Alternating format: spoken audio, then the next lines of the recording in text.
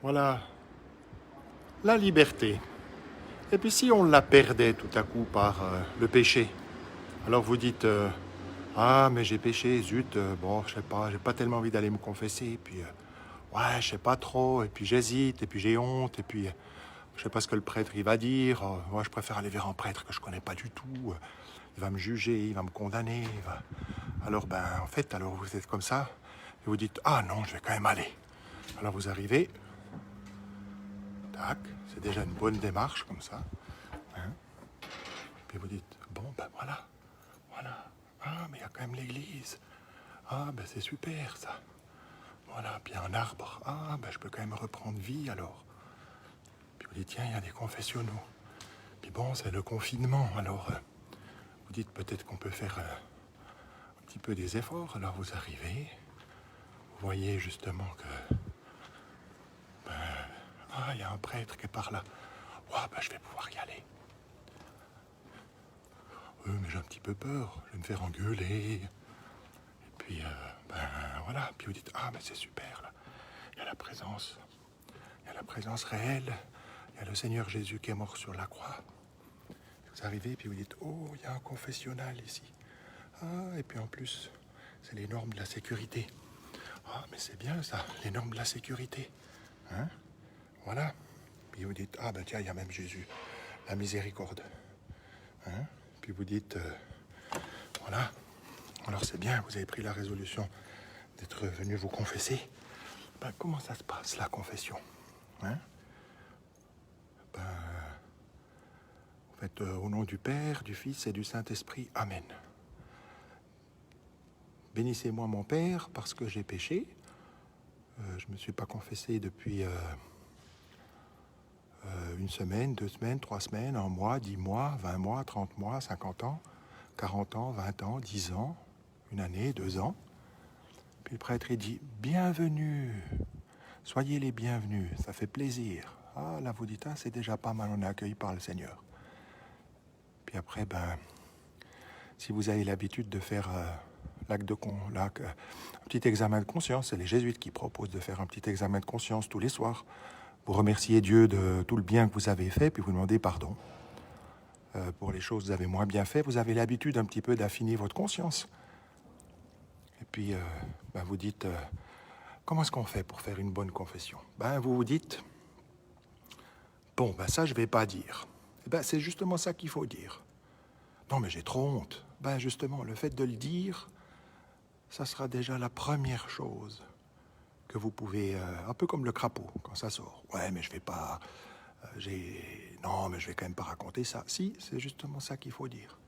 Bon, ben voilà, Seigneur, j'ai fait ça. Vous dites de façon concrète. Hein.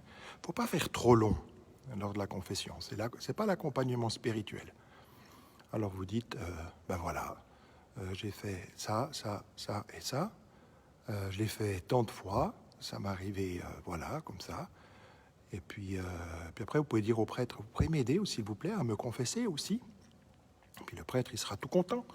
Puis il dit, mais oui, vous savez, le Seigneur est venu justement pour les pécheurs, il n'est pas venu pour les bien portants. Est-ce que vous avez peut-être fait un examen de conscience? Vous savez, Jésus ne nous condamne pas. S'il nous révèle le péché, c'est pour qu'on puisse le lui donner. Hein? Des fois, on se dit, quel cadeau je pourrais faire au Seigneur? Ben, faites-lui le cadeau de vos péchés. Oh, mais non, je ne peux pas offrir ça au Seigneur. Ben si, justement, le Seigneur est venu pour ça. Alors, vous dites les choses. Ce qui est important, c'est de rien cacher. Puis vous dites ce que l'Esprit Saint vous montre.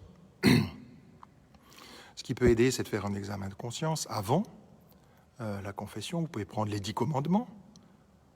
Hein, les 3 premiers qui concernent Dieu, les 7 autres qui concernent le prochain.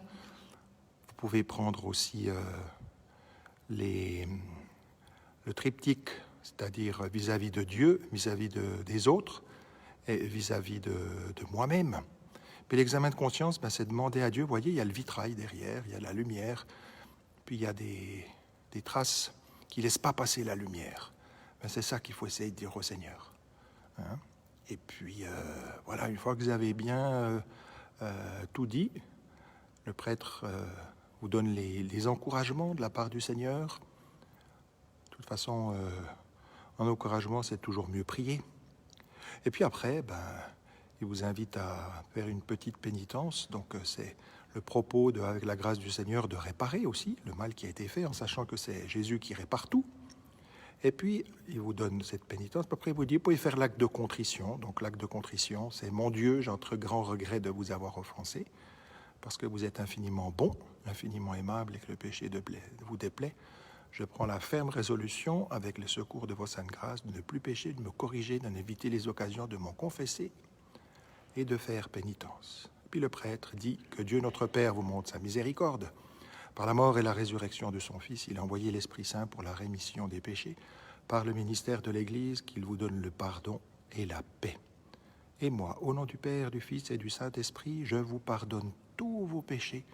Rendez grâce au Seigneur, car il est bon, car éternel est son amour. Le Seigneur a pardonné tous vos péchés. Vous pouvez aller dans la paix et dans la joie du Christ. Puis là, vous dites, oh, mais c'est formidable.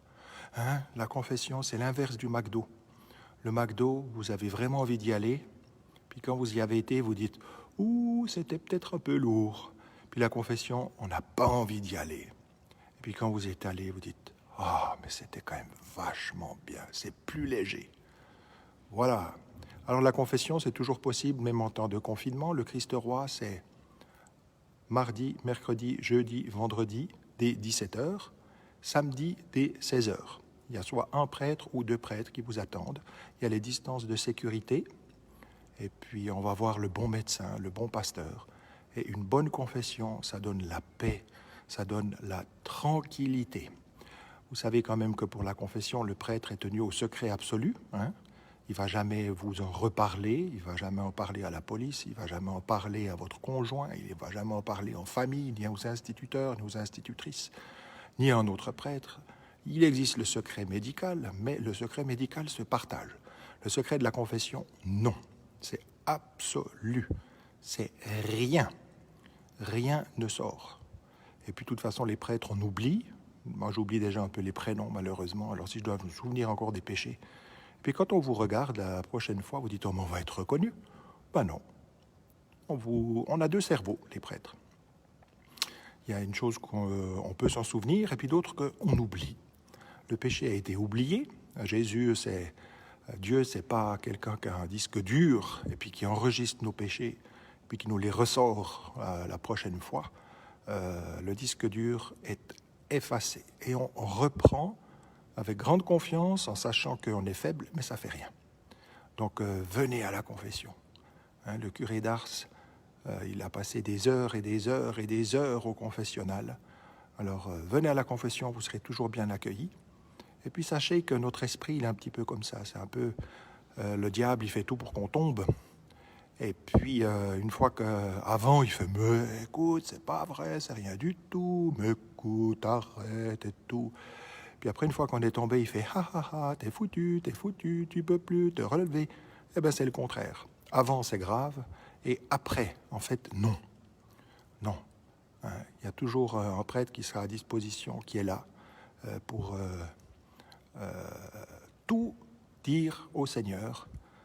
C'est vrai qu'on peut peut-être avoir un petit peu honte, mais en fait c'est la honte, le péché. Mais la honte, c'est surtout pas d'aller se confesser. Puis le fait de dire les choses. Hein, il y a un écrivain suisse, il dit, il faut dire ces choses, il faut dire ces choses. Ben oui, il faut dire les choses. On est des êtres qui parlons, et il ne faut pas dire au Seigneur, tu sais Seigneur, tu sais tout. Oui, mais c'est important de parler. Hein. La médecine ne peut pas soigner ce qui n'est pas dit. Donc, si vous allez chez le médecin, puis vous avez mal aux pieds, puis vous ne dites pas que vous avez mal aux pieds, le médecin ne peut pas vous soigner. Bien, à la confession, dites que vous avez mal aux pieds. Bien, dites que vous avez mal à la hanche. Hein, c'est une image comme ça. Donc, toujours bienvenue, et dites-vous, jamais rien n'est foutu dans ce monde. Il y a toujours le Seigneur qui nous montre une voie de sortie. Bienvenue.